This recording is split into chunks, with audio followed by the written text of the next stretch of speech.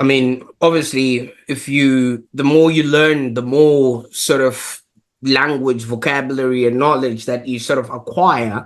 And it puts you in a very interesting position because you actually now have the physical experience and the learned experience, which now allows you to be able to be an executive coach for people because you've got both of these worlds, sort of working together. Now, obviously, you've also been leading empowered teams and managing complex projects, which you've been doing for nearly 2 decades. Now, how has all this experience, this learning, this teaching, and all this stuff maybe shaped the kind of coach you've become? And, how does that set you really apart from everybody else who can say they're an executive coach? I think the trend now is becoming a coach. And that's what I see, at least. In all the social media, every single person wants to be a coach and to teach somebody else, which I greatly, embrace. I do think there's two difference. There's a big difference, I would say, in the different type of coaching. So what I chose to do in terms of executive coaching is in cooperation with my executive background, actually, and while my experience and my mentorship together with coaching. And this is what I do also in my sessions. So a lot of my clients, they appreciate the experience that I bring from managing different teams, as you just mentioned, and also using all kind of operational tool set that can actually make them be not only better in leadership, but actually running their teams. So for instance, I started my tech career from being a product manager, and then I started to be a project manager, and I manage a lot of technical teams.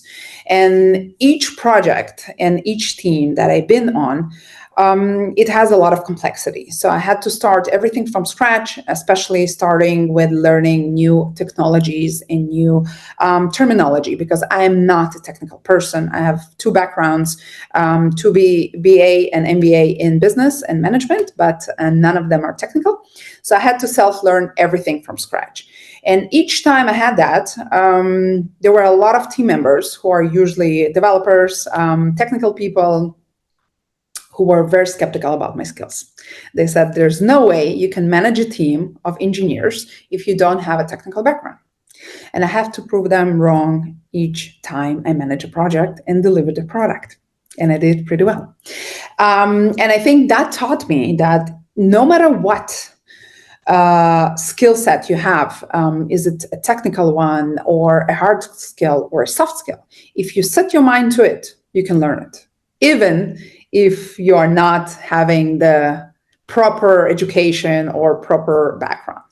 And I think this is what actually led me through all those years. So whatever I set my mind to it, I just do it. And I think each person is the same. The question is, do you really believe you're able to do it?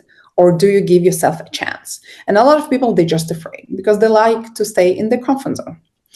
And being a coach, this is somebody who is accountable partner for you to tell you, hey, you can do it.